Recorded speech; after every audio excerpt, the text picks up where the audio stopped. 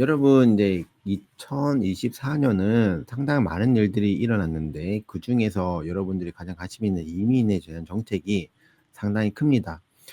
여당에서 그 이민자 확대 정책을 썼다가 문제가 생기니 이거는 우리의 문제가 아니라 이전 정부에서 만들어 놓은 이민 정책에부터 시작된 것이니 우리가 이참에 뜯어 고치겠다, 바꾸겠다. 우리는 문제를 일으킨 것이 아니라 이전 정부에서 일으켰던 문제를 우리는 고쳐가겠다라는 입장을 견지한 거예요. 그래서 이전 정부가 했던 이민 정책 전체를 전반적으로 손을 보겠다라는 게 그때 메인 핵심이었는데, 첫 번째가 학생 비자에 대해서 이제 건드리기 시작하는 거죠. 자, 이민 축소를 시작하면서. 자, 그런데 실제로는 여러분들은 지금 현재 여당이든 야당이든 간에 지금 현재 국내 문제를 누군가에게 돌려야 됩니다. 그러면 야당은 여당의 문제랄 거죠. 여당이 정책을 잘못 써서 이민 정책 잘못 때문에 했다지만, 근데 많은 리포트는 뭐라고 하냐면, 과연 학생이 렌트 시장에 가져오는 영향이 얼마큼 되느냐 할 때 4% 미만이라고 봤습니다. 그리고 그것이 대부분 대학가 주변 시티 중심인데, 근데 실제로는 렌트 마켓에 4% 정도 영향을 주는데, 그러니까 메인 핵심은 아니라는 거죠.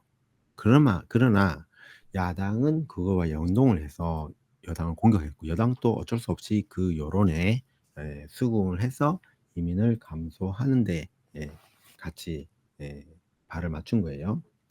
자, 이민 축소로 인해서 우리에게 주어지는 건 뭐냐면, 당장 이민 축소를 할 수가 없어요. 호주는 기술자가 늘 필요합니다. 그러니까 어떤 사람은 받고 어떤 사람은 받지 않는 문제 생기는데, 지금 현재 당장 당면한 문제는 뭐냐면, 넷 마이그레이션 줄임으로써 지금 하우싱 크라이시스를 해결해 보겠다는 꼼수죠. 그 꼼수를 위해서는 필요한 게 뭐냐면 학생 숫자를 줄이는데, 대부분 뭐예요? 시티에 몰리는 학생 숫자를 줄이려고 합니다. 학생 비자 신청 요구 조건을 강화하고 심사를 할 때도 학력, 그다음에 이전에 공부했던 내용, 호주 체류한 기록, 그다음에 영어 점수, 그리고 뭐 나이 등등, 그다음에 장고 증명 전체를 보게 됩니다. 그러니까 그걸 가지고 학생 비자가 많이 힘들어지겠죠. 그다음에 우리에게 크게 다가오는 또 다른 큰 변화가 있습니다. 그게 바로 뭐냐?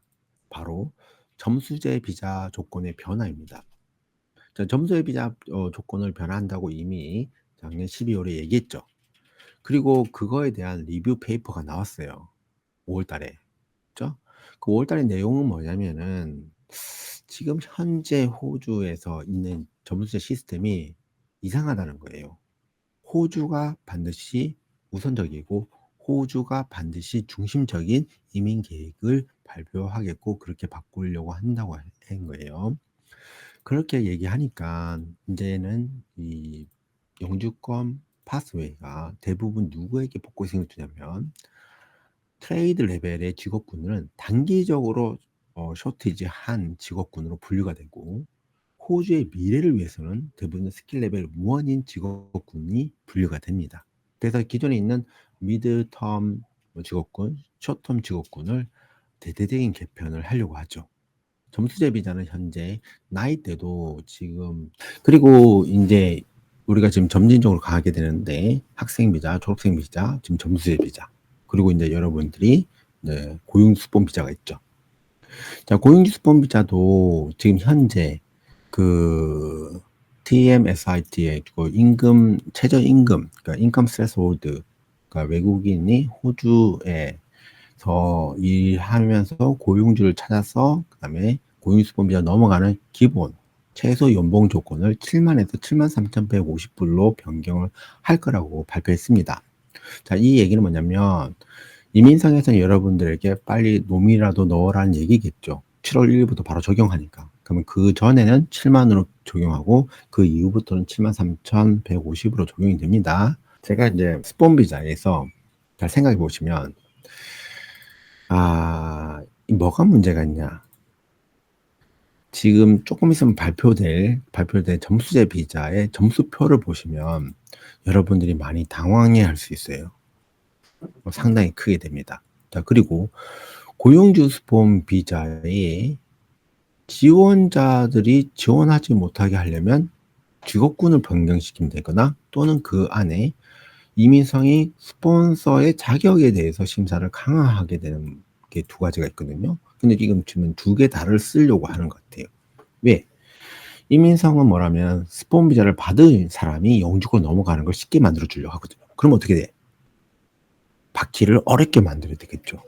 그리고 스폰 비자를 받은 사람에게는 이제 자율성이 커집니다. 뭐 고용주 변경도 좀 쉽게 해주려고 하고 뭐 기간도 늘려주려고 합니다. 다양한 게 있기 때문에 여러분 먼저 비자를 받는 게 좋겠죠. 그러나 이민성은 직업군에 대해서 제한을 주고 그리고 그 직업군이 이제 부족한지 안 한지 그 당시에 그런 것도 있기 때문에 실제로 지금 현재 여러분 코어 스킬 리스트가 뭐 나온다 할지라도 실시간으로 중요도성이 그러니까 프라이오리티도 중요하지만 부족하냐 안 부족하냐를 잡 앤 스킬드 오스트레일리아에서 안 부족하다고 하면은 이 접수가 어려워질 수도 있습니다. 그 여러 개가 지금 현재 어떻게 적용될지 모르지만 점진적으로 하반기도 고용 스폰이 쉬워질 것 같지는 않습니다. 제 생각에는. 또 문제가 뭐냐? 제가 생각했을 때는요. 점수제 비자가 발표가 되잖아요. 그러면 상당히 많은 사람들이 스폰 비자로 넘어갈 것 같아요. 그래서 여러분들이 그 발표가 나오기 전에 좀 빨리 움직이시는 것이 좋지 않을까. 그리고 7월 1일 날 과연 어디까지 법이 바뀔지는 아무도 모릅니다. 아무도 몰라요. 그래서 좀 잘 준비했으면 좋겠습니다. 네. 그리고 여러분 이제 대응법에 대해서 조금 더 얘기해 드리겠습니다. 먼저는 지금 현재 학생 비자가 호주 밖에서 넣거나 호주 안에서 넣거나 뭐 비자가 승인되고 거절되는 건 비슷합니다. 별로 크게 차이는 주잖아요. 뭐 이민성 장관이 호주 안에서 관광비자로 와가지고 넣는 사람들에서 그 너가 관광비자로 왔어서 넣었기 때문에 거절한다 그런 말을 하지 못합니다. 왜? 관광비자에는 3개월 공부를 할 수 있는 권한이 있기 때문에 그 사유가 틀렸다고 말하기는 어려워요. 그렇기 때문에 여러분이 호주 밖에서 신청하는 건 거절하기 쉽죠. 그냥 거절하면 되니까. 근데 호주 안에서 신청하게 되면 재심을 갈까봐 걱정을 하죠. 이민생에서. 자, 그래서 여러분들이 지금 이제 대부분 학생비를 하시는 분들이 문제가 뭐냐면 호주와 전혀 연관이 없는 사람이 갑자기 학생비를 신청하지 않습니다. 최소 관광이나 워킹 홀리데이나 뭐 코로나든 모든 비자든 간에 호주에 와봤기 때문에 호주에 더 있고 싶으니까 하겠죠. 자, 그러면은 문제가 뭐냐면 이민성은 여기서 재유인 학생들을 뽑겠다고 했으니까 여러분이 학교나 학과를 선정한 이유가 명확해야 됩니다. 근데 이민성은 이미 가이드를 줬어요. 우리가 좋아하는 학과가 있죠. 컨스트럭션, 그 다음에 의료, 그 다음에 교육. 이 학과를 좋아합니다. 비즈니스 학과 싫어해요. 그래서 여러분들이 비즈니스 학과를 지금 분위기에서 신청한다.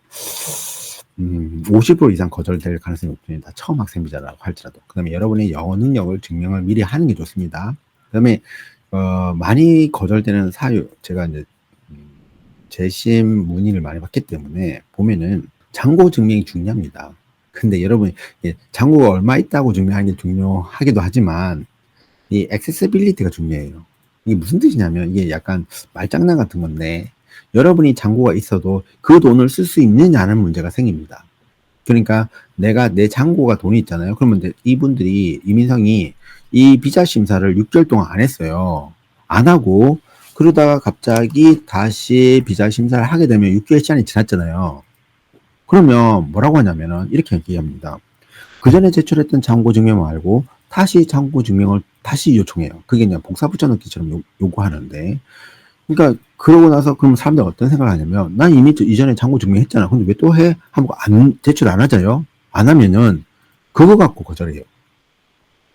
그럼 어떻게 되냐? 만약에 여러분이 지금 현재 이 상황에서 비자를 넣으셨던 분들이 있을 거예요. 그런 분들은 어떻게 해야 되냐면 지금 학생 비자를 넣고 나서 추가 요청이 잔고가 나왔으면 최근 걸로 다시 떼셔야 돼요. 떼시고 근데 그게 자기 이름이 아니라고 하면은 반드시 Financial Supporting Letter를 같이 첨부하셔야 됩니다. 그리고 Accessibility를 또 증명하셔야 됩니다. 만약에 부모님이 내 잔고 증명을 대신해 준다면은 이민성은 뭐라고 하냐면은 그러면 부모님은 그 돈이 없어도 괜찮으신가요? 라고 물어볼 수 있죠. 그에 대한 설명이 필요해요. 또는 내가 잔고 증명을 6개월 전에 했는데 다시 추가 요청이 나와서 지금 잔고 증명 하잖아요. 근데 그 금액이 다를 수가 있어요. 왜냐하면 여러분들이 돈을 썼을 수도 있고 돈을 빌렸다가 다시 돌려줬을 수도 있죠. 그때 좀 문제가 됩니다. 그럴 때 이민성 그거 갖고도 딴지를 걸 수가 있어요. 호주에서 체류했던 기록이 있어요. 괜찮습니다. 그 코로나 있거나 워킹 있거나 학생 있거나. 그러나 이것들이 뭐로 가야 되냐면 내가 이전에 한국에서 했던 공부나 경력이 이 코로나 기간을 통해서 뭔가가 연결이 돼서 지금 하려고 하는 학과나 학교에 영향을 줘야 돼요. 그냥 이 기간이 붕 뜨면 안 됩니다. 아시겠죠? 그 부분을 증명할 수 있어야 돼요. 그래서 그다음에 이제 이 공부를 끝나고 나서 그럼 뭐 어떻게 할 거냐는 거죠. 반드시 그것이 나의 취업과 연관이 되는 얘기입니다. 그러니까 그 학력이 올라가거나 또는 취업을 하거나. 그러니까 내가 뭐 학부를 가고 영어를 하고 나서 본과정 가거나 본과정 하고 나서 석사를 가거나 뭐 이런 식으로 연관 계획이 중요합니다. 이걸 증명 못하면 많이 거절됩니다. 그럼 졸업생 비자 같은 경우에 제가 조금 대응법을 설명드리면은 지금 현재 졸업생 비자의 문제점은 뭐예요? 졸업생 비자는 여러분이 이제 트레이드 레벨이었고 대학 과정이 있는데 대학 과정 같은 경우에는 여러분의 나이가 35세에 걸리고 있죠. 요번에 7월에 만약 졸업을 하시는 분들이 있습니다. 그런 분들은 지금 6월 달에 넣어야 되죠. 35세에 걸리니까. 그런 분들 같은 경우는 학교에 미리 요청을 하셔가지고 이메일이라도 받고 접수하셔야 됩니다. 왜냐면 졸업장이나 성적표가 늦게 나오는 경우가 있어요. 6월 말에 졸업하셔도. 근데 실제로 공부는 그 전에 끝나셨겠죠. 대학이라도 늦게 줄 수 있으니까. 그러니까 그러나 여러분이 행정팀에 가셔가지고 졸업 예정 증명서라도 받으시면은 비자를 접수할 수 있어요. 그리고 나중에 추가적으로 요청할 때 그때 제출해도 비자가 나옵니다. 두 번째는 여러분이 직업군이 그러니까 트레이드 레벨이면은 여러분들이 어떻게 되면 기술심사 필요해요. 임시기술, 졸업생 비자를 위한 임시기술이 있는데 요리 같은 경우 설티 3, 설티 4 디플로마 있잖아요. 근데 여러분이 기술심사 기본 요구 조건의 학위를 미리 체크하세요. 만약 그게 설티 3일 수도 있고 설티 4일 수도 있습니다. 기술심사 기간도 다 다르긴 다른데 그러면은 그 내가 꾸는 뭐 설티 3, 설티 4 디플로마 하는데 설티 4가 지금 이제 셰프 같은 경우는 기본 요구 조건이에요. 그러니까 설티 4 졸업장이 나오면 1단계 기술심사 바로 하세요. 이것만 몇 달 걸립니다. 이거를 졸업하고 나서 하잖아요. 그러면 내가 기술심사를 완료하는 시점이 상당히 뒤로 밀려줄 수 있습니다. 그리고 여기서 또 팁을 하나 더 준다면은 여러분이 1단계를 통과하잖아요. 뭐 공부하면서 내가 이 과정을 했다. 두 번째가 뭐냐면 여러분이 어디서 일을 합니까 하면서 그때 그 2단계에서 EVR에서 여러분이 할 때 3개월치 경력을 클레임 걸 수 있습니다. 그러니까 여러분들이 34부터 클레임을 다 걸 수도 있어요. 운 좋으면. 그러면은 2단계 바로 하거든요. 근데 보통 2단계 신청할 때 여러분들이 못하는 이유가 이런 조건이 있었어요. 그 TRA에서 JRP에 여러분의 비자가 12개월 이상 남아야 되고 풀타임 일을 할 수 있어야 됩니다라는 조항을 빼버렸어요. 따라서 2단계를 바로 신청할 수 있으니까 해보시는 게 좋습니다. 그럼 여러분이 기준자 완료한 시점을 좀 더 많이 당길 수 있습니다. 아셨죠? 그리고 졸업생 비자 같은 경우는 지금 영어 6.5로 올라갔는데 근데 이게 또 문제가 뭐냐면 영어 점수가 1년 이내의 친구로 되어 있습니다. 누굴 위해서 그렇게 했는지 모르지만 좀 문제가 있습니다. 네, 그러니까 여러분들 미리미리 준비하세요. 트레이드 레벨에서 6.5가 쉬운 점수가 아닙니다. 미리미리 준비하시면 좋을 것 같아요. 그리고 졸업생 비자가 꼭 여러분에게 해법은 아니에요. 졸업생 비자를 굳이 사용할 필요는 없다는 거죠. 왜? 내가 가는 것이 졸업생 비자를 해서 기술 비자를 해가지고 뭐 영주권을 가실 분들은 필요할 수 있지만 변경되는 점수제 표에 의하면은 여러분들이 트레이드 레벨에서는 졸업생 비자를 가서 그 다음에 뭐 점수제로서 주정부를 뽑힐 거라는 가능성은 많이 낮아질 것 같아요. 그래서 가능하면 여러분의 학생 비자 안에서 스폰으로 넘어갈 수 있는 분들은 스폰 비자로 빨리 넘어가시는 것을 조언드립니다. 아시겠죠? 꼭 졸업생비를 가야 되는 건 아니에요. 그렇죠? 네. 자, 그리고 이제 점수제 비자에 대한 법인데 점수제 비자가 지금 현재 이제 발표가 곧 나올 것 같아요. 지금 나올 것 같는데 리뷰 페이퍼에 의하면은 지금 현재 영어 점수 정말 중요합니다. 근데 여러분들이 잘 보세요. 지금 파트너가 있으신 분 또는 나이가 있으신 분은 자기가 변경할 수는 없잖아요. 여러분들이 혹시 이제 파트너가 있어도 뭐 여러분이 싱글처럼 시스템에서 만들어 놓을 수 있다면 모르겠지만 그렇지 않다면은 나이도 변화시킬 수 없고 여러분이 파트너 있는 것도 변화시킬 수 없으면 변화시킬 수 있는 거에 집중하세요. 영어, 영어 중요합니다. 영어 7.0 안 되면 거의 점수제가 어렵다고 보셔야 되고요. 그리고 여러분 직장의 최소 연봉이 7만 불 이상 되셔야 됩니다. 이거 중요합니다. 그래야지 점수제 포인트를 받을 수 있고, 그다음 기술 심사도 중요합니다. 그러니까 누가 더 빨리 기술 심사를 끝내느냐, 누가 더 빨리 연봉이 7만 이상의 조건을 만들 수 있느냐, 그럼 영어를 점수가 높느냐, 그리고 CCL이 있어요. 커뮤니티 랭귀지인데 요것도 점수를 아직은 줄 것 같아서 여러분 최대한 빨리 준비하시면 좋겠습니다. 그냥 결론적으로 영어가 7이냐 8이냐, 직장이 7만 8만 9만이냐 따라, 또는 기술 심사 얼마큼 빨리 하느냐 안 하느냐. 그리고 사실은 이게 뭐 여러분 대학을 나오지 않는 이상은 사실 쉽지 않지만, 그래도 좀 트라이는 해볼 수 있죠. 왜냐하면 주정부마다 직업군에 필요한 직업군을 좀 분류가 할 수 있기 때문에 여러분들이 모든 사람을 다 이길 필요는 없습니다. 자기 직업군에서만 이기면 됩니다. 아시겠죠? 그 다음에 주정부 요구 조건이 이제 7월 달부터 이제 발표가 되겠죠. 요걸 좀 실시간 모니터링 할 필요가 있습니다. 그래서 여러분 발표되기 전에 먼저 움직이면 제일 좋을 것 같긴 합니다. 현재 대부분의 주가 닫은 상태이기 때문에 뭐 이렇게 제가 생각했던 새로운 점수제 바뀌면 뭐 이렇게 하긴 하겠지만, 현실적으로 트레이드 레벨에서는 점수제가 뽑힐 가능성은 많이 낮아졌습니다. 아시겠죠? 자, 고용주 스폰 비자의 대응법에 대해서 말씀드리겠습니다. 제가 그 점수제 변화에 대해서 이제 뭐 돌고 있는 점수표를 봤을 때 그냥 느낀 건 이거였습니다. 이민성이 확실하게 여러분들 트레이드 레벨에서는 그냥 점수제를 생각하지 마라.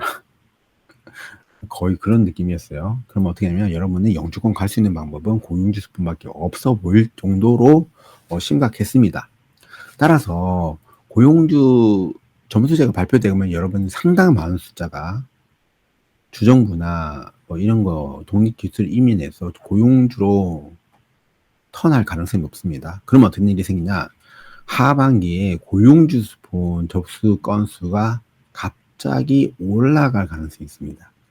자, 그러면 이민성은 고용주 스폰이 안 그래도 지금 점점 늘고 있는데 더 많아지면은 더 심사를 강화할 가능성이 있어요. 따라서 여러분이 만약에 고용 스폰으로 갈 계획이 조금이라도 있으신 분들은 최대한 빨리 가세요. 그리고 고용주와의 관계를 좋게 하세요. 그게 좋습니다. 제가 우스갯소리지만 지금 현재 고용주가 갑이고 지원자가 을인 상태라고 한다면 이게 점점 더 가속화될 수 있어요. 이 상황이. 고용주가 고용 스폰을 주기 어렵게 이민성에서 만들어 놓고, 그리고 고임금을 줘야 되고, 고용주 스폰에 고용주의 권리보다는 지원자 권리가 더 많아지면은 굳이 내가 이거 왜 줘? 이런 생각을 하게 됩니다.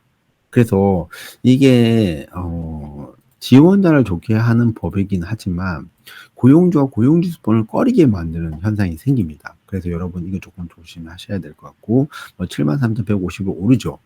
이거 못 맞추는 곳 너무 많아요. 그래서 이 부분이 때문에 아마도 많은 업체가 73,150을 안 주고 저임금을 주고 이 비자를 신청할 경우가 있습니다. 그럴 경우에 이민성 나중에 이 부분에 대해서 검토를 하고 이걸 못 맞췄던 업체들은 스폰이 그 다음 더 어려워질 수도 있어요. 그리고 그 다음에 제일 문제가 코스킬 리스트인데, 코스킬 리스트가 발표가 되면은 정말 문제가 많이 일어날 것 같습니다. 근데 이게 언제 될 거냐? 원래는 이제 이게 그 타임라인이 페이지가 1, 2, 3, 4, 5, 6 해서 A까지 있거든요. 지금 페이지 3 끝났고 페이지 4도 끝났는데, 페이지 4 보면 피드백을 받는 거예요. 우리가 이런 뭐 드라프트 버전이 있으니까 여러분들이 의견을 내보세요. 그 원래 5월 10일인데 그 5월 28일까지 늘렸어요. 그럼 지금 이제 끝났죠? 그러면 끝났으면 지금 이제 리뷰를 인터널하게 데이터를 검토해가지고 코스키를 발표하겠죠.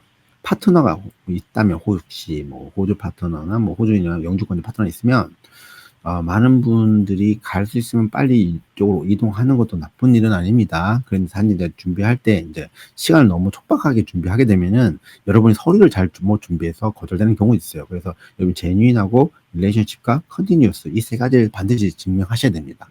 그리고 스폰서 제한 조건도 있는데 그것도 주의하셔야 되고요.